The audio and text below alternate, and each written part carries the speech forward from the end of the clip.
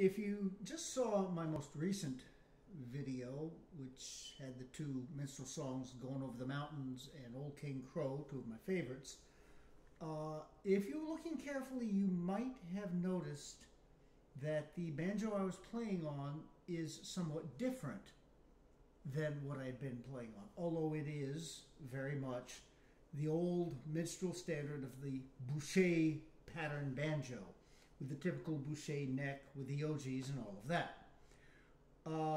However, it is a new possession, and I decided that I would do a video highlighting this new instrument, even though I'm not completely accustomed to playing on it yet,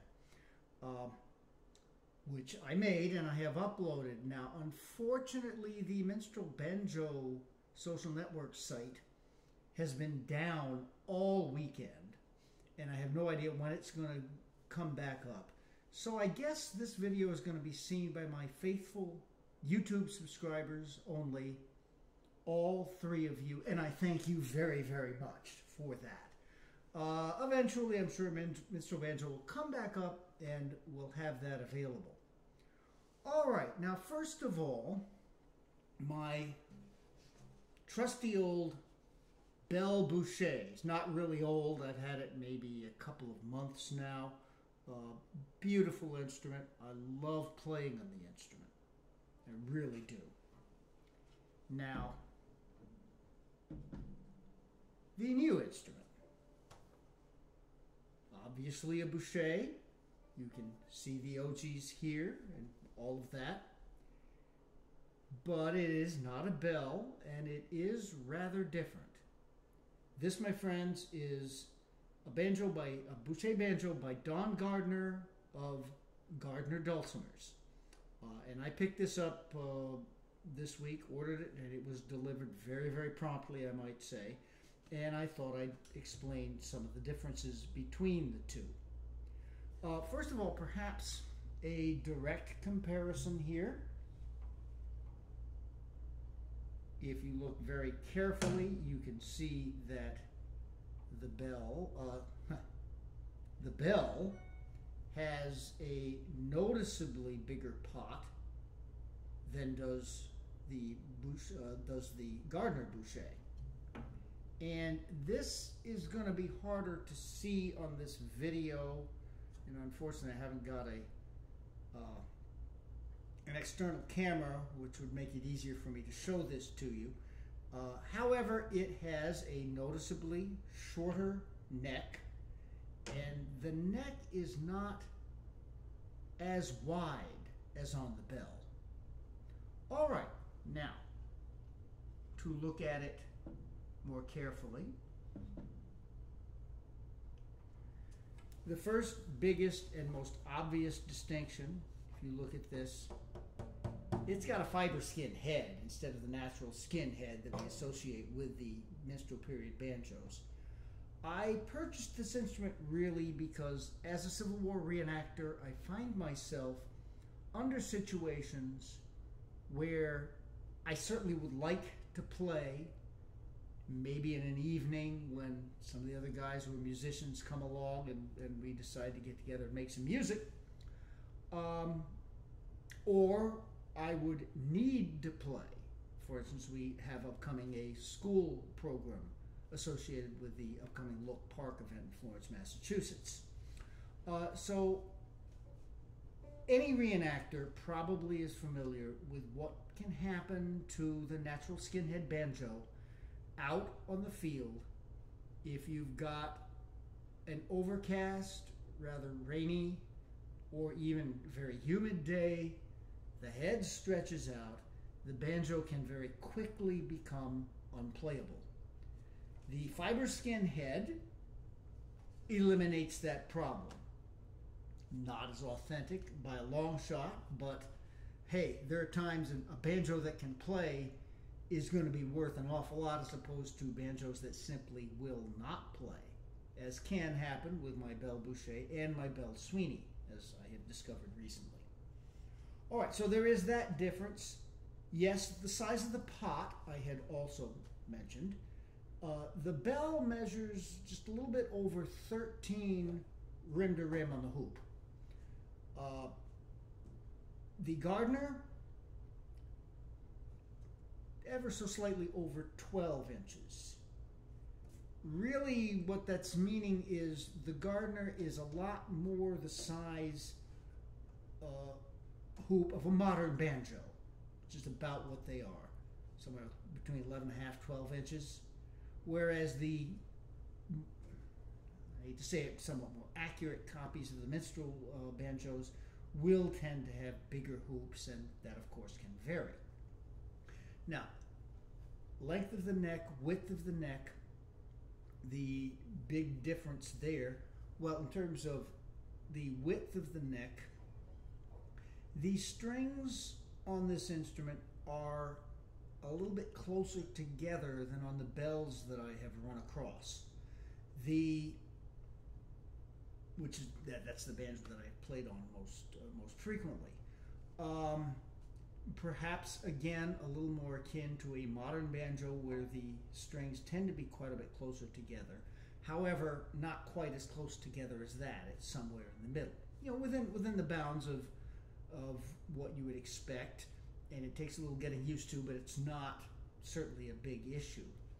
Length of the neck, perhaps a little bit more so. On my bells, I have at times played somewhere between a 27-inch scale length and a 28-inch scale length. I'm currently at 28 inches as the length that I actually prefer to play on. This instrument, I got it to be about 26, and just barely. I couldn't push it any closer to the tailpiece than that. I just couldn't. Of course, for those of you who are not familiar with minstrel banjos, being that the instrument is fretless, the bridge can go any place you want it to, really. You know, depending on your comfort. Some people have been known to adjust the tuning of the banjo by where the bridge placement is. That's taken some definite getting used to on my part. The difference between 26 and 28 is very noticeable, and yeah, the tuning has tended to suffer a little bit. But the big difference, or is it a difference? The sound. And I think the best way to demonstrate that will be simply to play on the two instruments, one after the other. And I'm going to play one of my favorite tunes without words from the Briggs 1855 Banjo Tutor, Kick Up the Devil on a Holiday. First, on the bell. Forgive me, I'm not completely warmed up, but you'll certainly get the idea.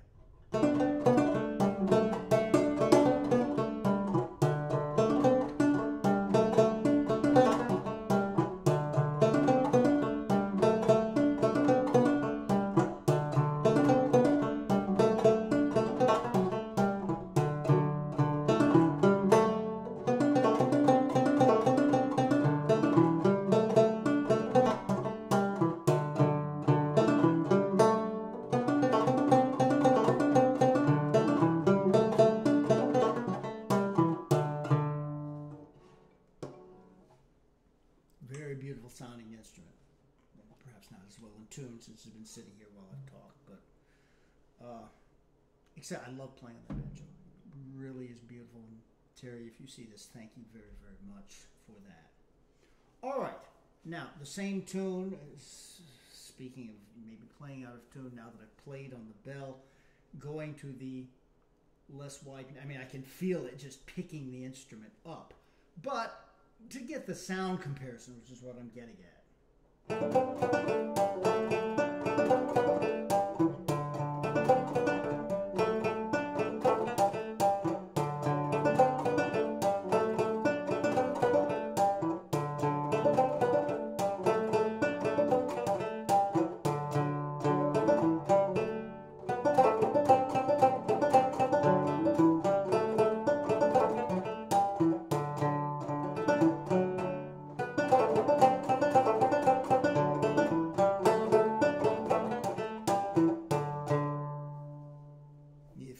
Fumble, but still, I think that's probably enough for you to be able to tell.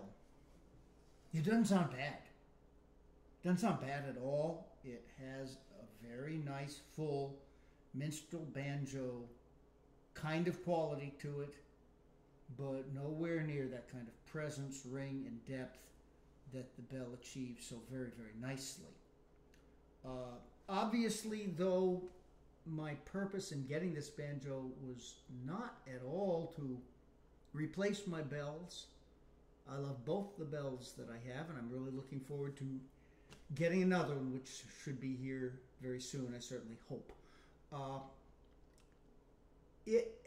This banjo has a purpose, and it achieves its purpose very, very well. It looks good. Most people looking at it are not going to really be able to tell.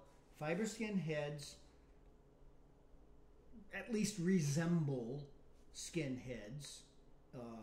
Any experienced banjo player is going to take a look and they're going to know that's fiber skin right away. But still, to the average person, they're not really going to know the difference. And the sound that it has is really very nice, very satisfactory.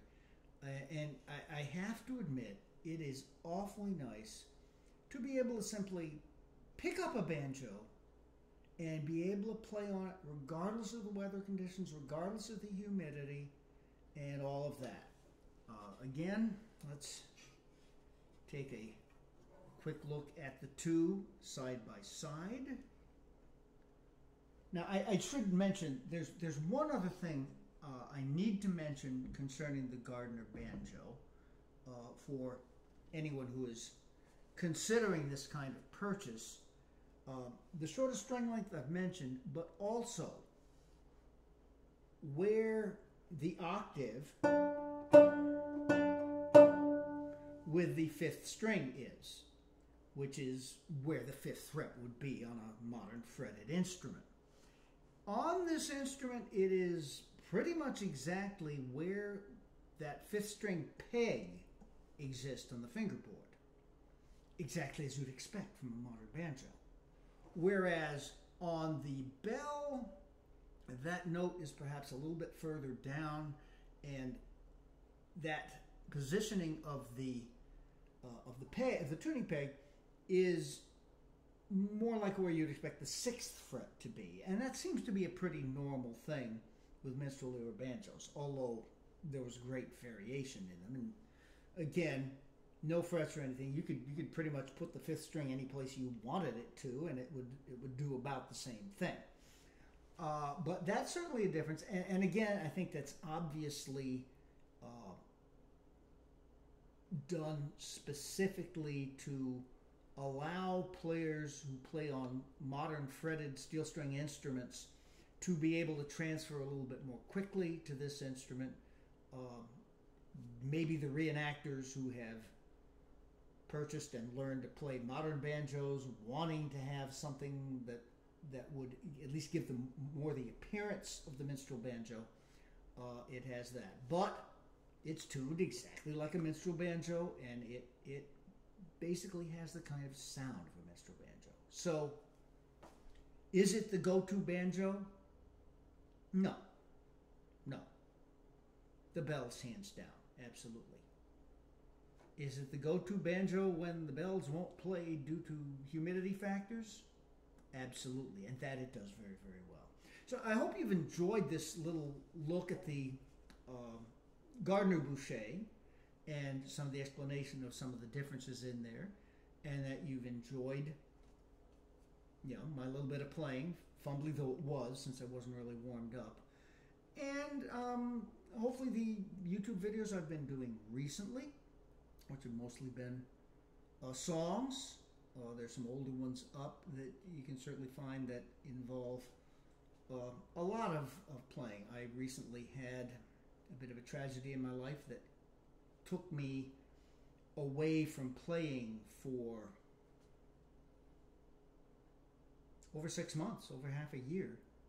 And in rebuilding, I have purchased instruments and I'm getting myself back. somewhere around where I used to be before that occurred. So I hope you've all had a good time. I hope you have a great week. To my friends on Minstrel Banjo, I have no idea when you're going to see this, but as soon as the site comes back up, I will upload both of these new videos to share with you and with everybody else. Thank you all very, very much.